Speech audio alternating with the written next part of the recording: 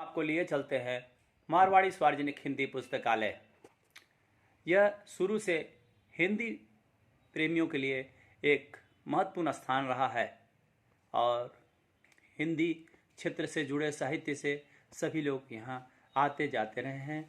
ये पुस्तकालय 1917 से ही पलामू जिले का सर्वप्रथम पुस्तकालय रहा है। आज पुस्तकालय के प्रांगण में कृति प्रकृति पुस्तक का विमोचन होने वाला है और इसके पुस्तक के रचयिता रविंद्र पांडे जी भी हमारे बीच उपस्थित थे और वो अब अपने उस उद्गार को रखेंगे आप लोगों के बीच। इस पुस्तकालय के कार्यक्रम में अब हमारे बीच उपस्थित हो चुके हैं पुस्तकालय के अध्यक्ष प्रमोद कुमार तुलसियान नवल जी, विनोद उदयपुरी जो कि इस पुस्तकालय के आजीवन सदस्य हैं और सक्रिय रूप से हमेशा रहते जुड़े रहे हैं, और हमारे बीच की ज्ञानचंद पांडे जी इस कार्यक्रम के अतिथि के रूप में आगमन हो चुका है, जो कि समाज सेवी के साथ साथ पूर्व में यहाँ विधानसभा का चुनाव भी लड़ चुके हैं और हमेशा जन सहयोग के लिए तैयार रहते हैं।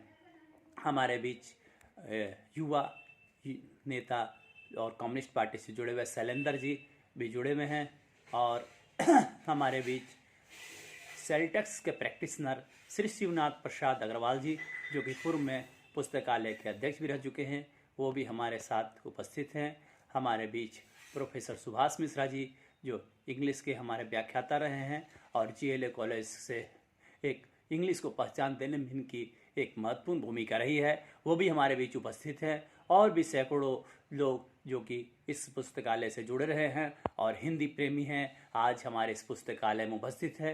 तो चलिए हम आपको मिलवाते हैं पुस्तकालय के लोगों से और वहाँ के जुड़े हुए जो कार्यक्रम के बीच हिंदी के पुस्तक के विमोचन के कुछ दृश्यों को उनके उद्गारों को हम सुने।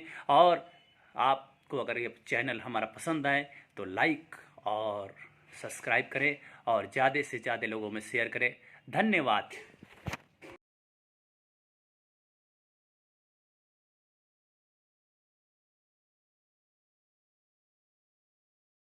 रमेश चंचल जी भी कोई प्रत्यक्ष मौका नहीं है, इनकी भी कई पुस्तकें पलामू से प्रकाशित हो चुकी हैं और बहुत गर्व की बात है कि हरिवंश प्रभात जी और रमेश चंचल जी और मनोज जी की कुछ पुस्तकें प्रकाशित हो रही है। तो सुनामी जी भी साहित्यकार हैं, प्रभात सुमन जी भी हैं, तो ये बहुत सुखद क्षण है आज का। सर्वप्रथम डॉक्टर रमेश चंचल जी को श्री सदगुरु हो जाए, आग्रह करूंगा कि उनका माल्यार्पण कर दीजिए। सदगुरु हो जाए रमेश चंचल जी का माल्यार्पण। और नमल तुलसियान जी का भी मैं हार्दिक अभिनंदन करता हूँ, नमल जी भी काफी समाज सेवा में सक्रिय रहे हैं। अब मैं कार्यक्रम का जो सबसे प्रमुख अंग है आशीर्वचन और विषय प्रवेश, तो निश्चित रूप से आदरणीय प्रोफेसर सुभाष चंद्र मिश्रा जी को मैं आमंत्रित करता चाहूंगा कि वो अपने विषय प्रवेश में अपने आशीर्वचन को रखें।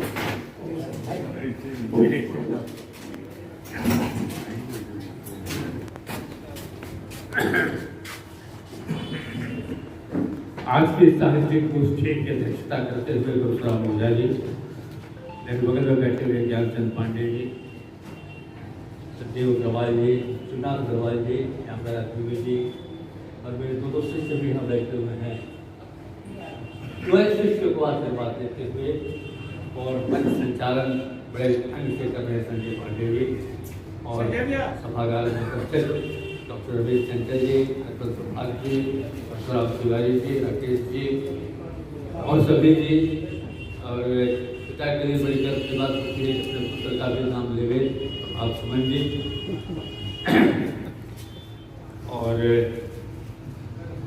एक बात जो मुझे लगी,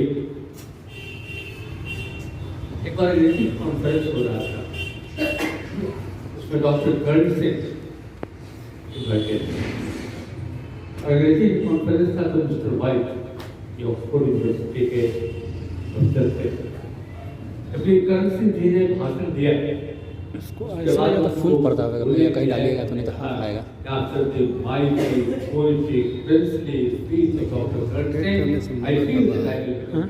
मना कर रहा है रोटेट करने से। फुल पर्दा नहीं है, डालिएगा यूट्यूब पर बना हाफ आएगा।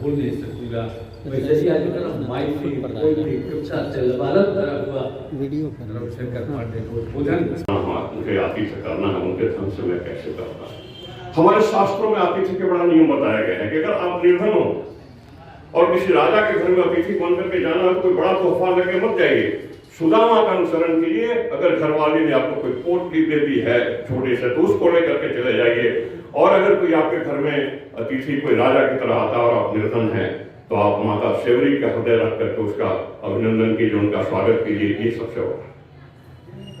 लेकिन एक बड़ा हमको ऐसा मिला संबल, वो जो मझधार में हिम्मत से खड़ा होता है, वो जो मझधार में हिम्मत से खड़ा होता है, आदमी दरिया से बड़ा होता है और तोड़ देता है पत्थर को रवानी बनकर, बहता पानी तो चट्टानों से खड़ा होता है।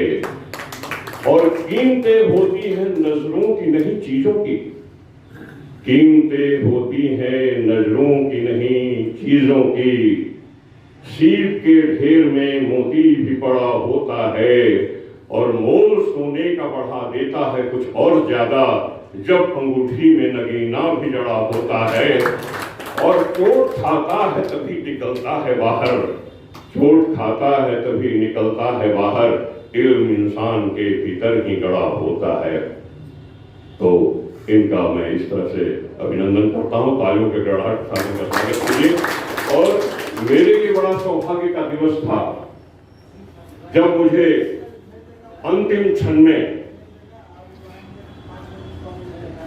ये सत्यकेतु जी से हमारी बात हुई और उन्होंने ये सूचना दी कि आप हमारे, इनको तो मैं संतों का संत कहता हूं।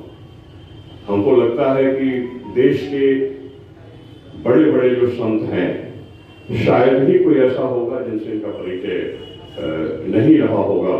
और इनके लिए हम कौन सी पंक्तियां पढ़ें, तो हम समझते हैं कि एक पंक्ति है मेरी ही कि गर दुआओं का असर देखना चाहे कोई, गर दुआओं का असर देखना चाहे कोई, रब से औरों के लिए मांग कर देखे कोई, और बिन मांगे ही हर चीज उसे मिल जाएगी, एक बार भी तो सबके लिए मांग कर देखे कोई। तो शहर में एक वातावरण आध्यात्मिक बनाने का, सबके लिए मांगने वाला, तो ये इनका ऐसा कर्तव्य रहा है। तालियों के गड़गड़ाहट के साथ इनका अभिनंदन करिए। और हमारे बीच में सत्यकेतु जी हैं, साहित्य रस, भक्ति रस और भी न जाने कितने रस में डूबे हैं जिसमें सिर्फ प्रेम का संवाद है।